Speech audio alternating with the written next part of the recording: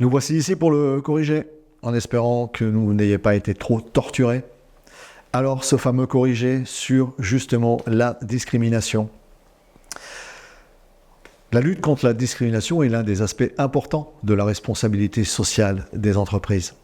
Voici quelques exemples concrets de mesures prises par les entreprises pour justement lutter contre celle-ci. En fonction de vos recherches, vous n'avez peut-être pas trouvé exactement les mêmes. L'objectif, c'est que, en fonction des différents types de mesures, il y ait des similitudes. La première, c'est une politique d'égalité des chances à l'embauche.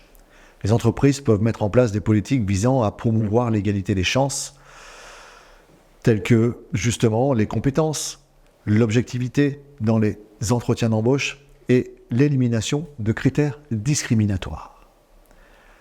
La diversité et l'inclusion.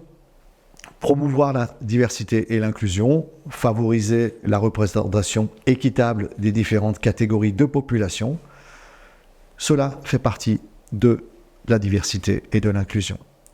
Et l'égalité salariale, s'engager à assurer une rémunération équitable et transparente pour tous les employés, en éliminant les écarts de salaire injustifiés entre les hommes et les femmes, est une chose importante. La politique de non-discrimination. Les entreprises peuvent adopter des politiques claires de non-discrimination, interdisant toute forme de discrimination basée sur le sexe, l'âge, la race, l'origine ethnique, la religion, le handicap, l'orientation sexuelle, etc.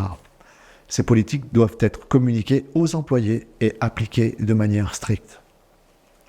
Beaucoup d'entreprises aujourd'hui sont en train de changer leur méthode de recrutement. Elles passent par ce que l'on appelle des MRS, méthodes de recrutement par simulation. La finalité, c'est de ne pas tenir compte du CV, c'est de recevoir simplement des candidats qui souhaitent intégrer une entreprise et durant cette période de MRS, qui peut durer entre 3 heures et 4 heures, l'entreprise va leur faire des simulations, des exercices qui sont en relation directe avec leurs tâches à effectuer plus tard. Les candidats, quand ils obtiennent la note mini de la MRS, sont ensuite reçus en entretien et si tout se passe bien d'un commun accord entre les deux parties, intégreront l'entreprise et seront formés au métier.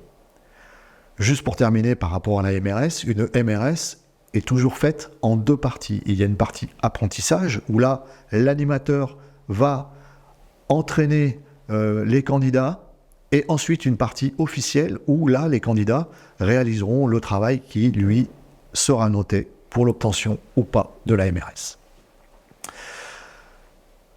Une autre partie qui est la sensibilisation et la formation. Bien oui, sensibiliser le personnel à la RSE et réaliser des formations, bien entendu, ça, c'est dans le but de promouvoir une culture d'inclusion et de respect mutuel. Le programme de soutien et de protection des droits des employés, bien sûr, accompagner les employés lorsque, imaginez qu'ils sont confrontés à des situations discriminatoires, c'est aussi un axe.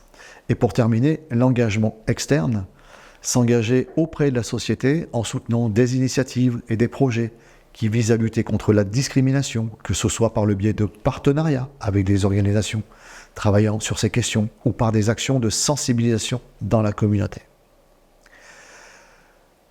Ces exemples ne sont pas exhaustifs. Les mesures prises par les entreprises peuvent varier en fonction de leur taille, de leur secteur d'activité et de leur contexte spécifique.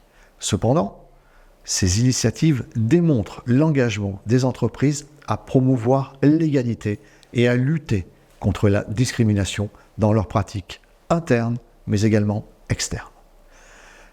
Je vous retrouve au chapitre suivant.